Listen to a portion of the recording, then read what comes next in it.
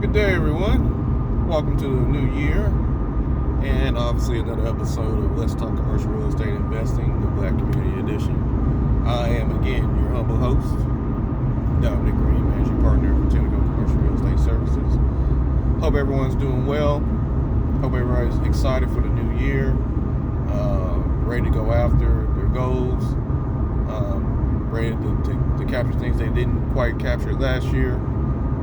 New year, new opportunity. And,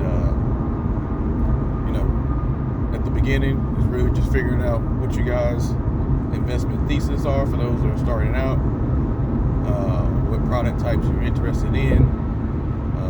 If you've been following me for all last year, watching those videos and stuff, I'm going to say there's opportunity in niches.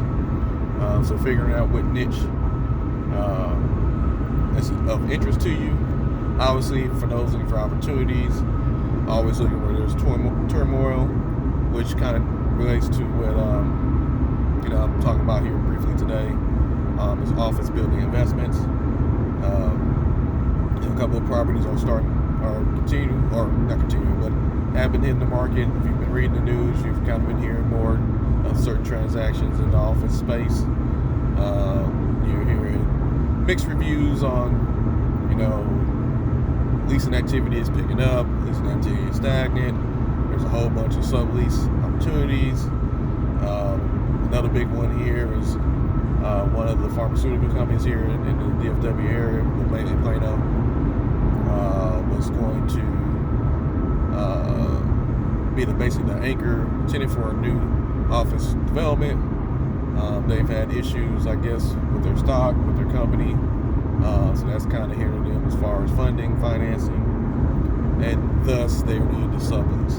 And they're subleasing a lot of space. And there's already, especially in that market, there's already a couple of locations where there's a huge chunk of space that's available for sublease or for lease. You hear the reviews that people are converting office to obviously residential because there's a shortage of residential housing. If you don't know that, for the most part, it's pretty much everywhere. And then, others are focusing more on the flex space of offices, more of the blue collar, the essential work type businesses, and stuff like that. People are still signing leases. Depending on what market you're at, in most cases it's a tenant's market.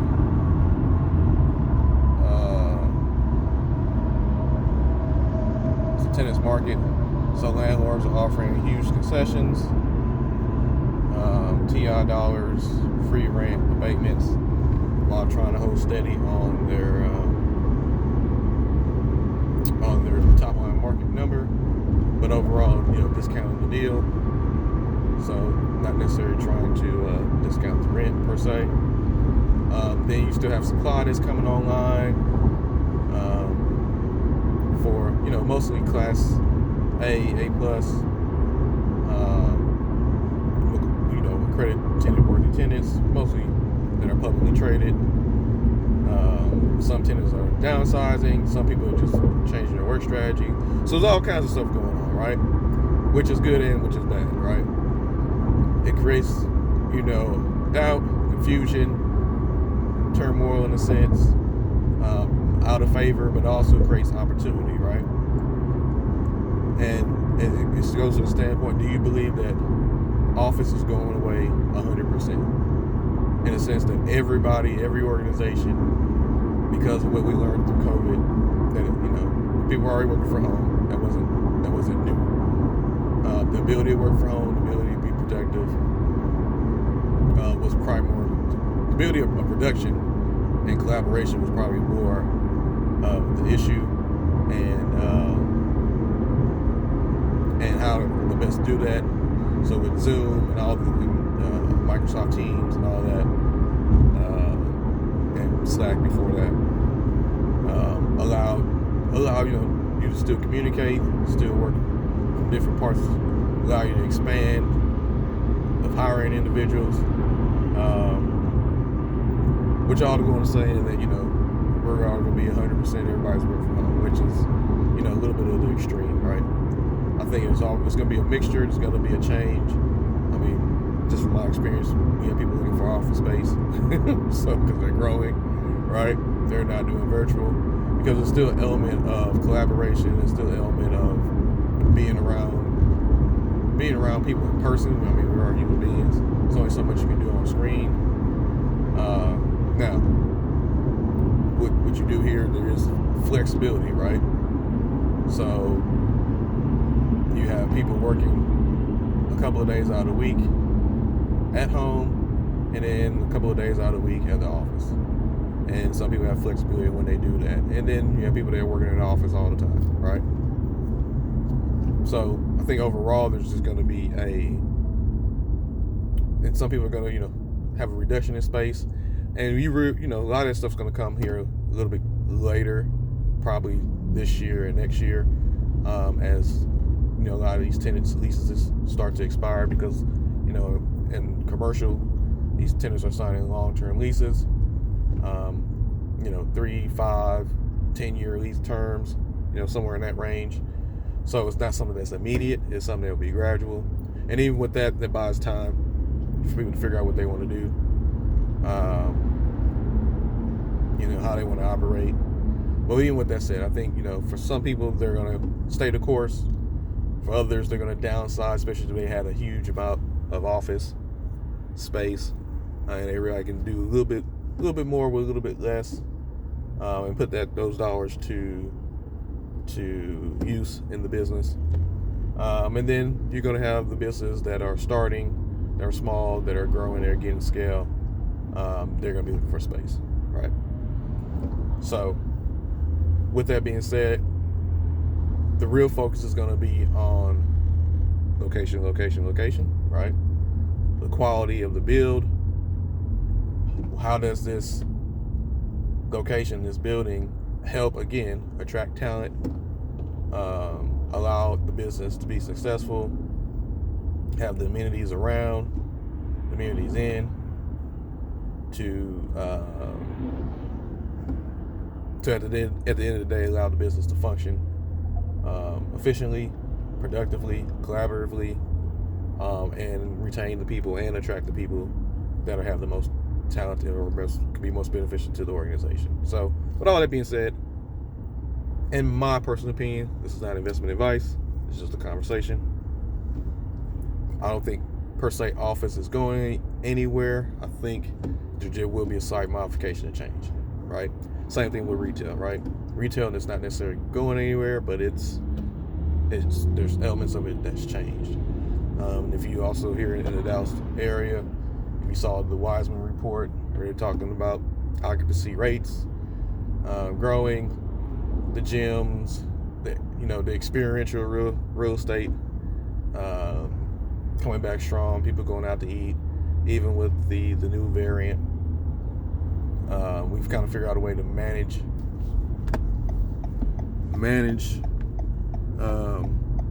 how to address, washing your hands, having your mask on, following protocols and all, so that you can still conduct, your normal way of life, your normal business, right? So with that, for any of the buildings that are, experiencing where tenants are downsizing, leaving, or whatever, that does present an opportunity. You just got to make sure you do your due diligence, understand who in that marketplace is looking for space, what type of space. If it's, the building that you're buying, are you going to, implement a certain value-add strategy where you're, the lobbies, the elevators, if it has it. If there's a lot of shell space, are you going to go ahead and do some spec build for what information you get on what's being transacted the most in that sub-market? Obviously life sciences is on fire. There's been a lot of money being thrown toward that, so those industries are expanding, but they have different requirements. There's higher ceiling heights, more power, all that stuff, because they're using more equipment in a sense. heavier equipment, more duct spaces needed for the vents and all that. So that's a special type of tenant that, is one of those sticky tenants, right? Once they invest all that money in that infrastructure, more than likely they're going to be there for a while. They're not just going to be there for a year or 2 or 3. It's an investment for them. But with that being said,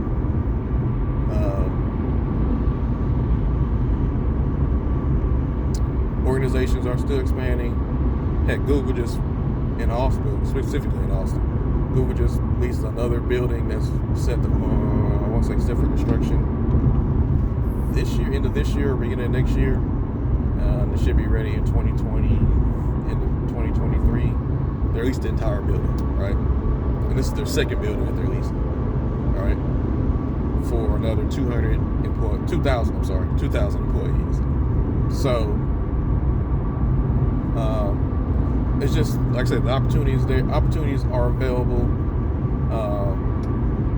So that means risk adjusted returns are probably going to definitely be slightly better, not as compressed as your, the hotter items, multifamily, build to rent, or build for rent, and industrial, right? Because again, the headline news is all about the bad things of office. Same thing with retail, same thing with hotels, and now people be paying attention. They're raised funds to go buy some of these hotels because there's opportunities. It means they can get it at better pricing, obviously because there's going to be more risk. But if you have a proper plan, understanding, and sophistication, there's an opportunity to buy an asset at relative discount and have the potential for returns. So,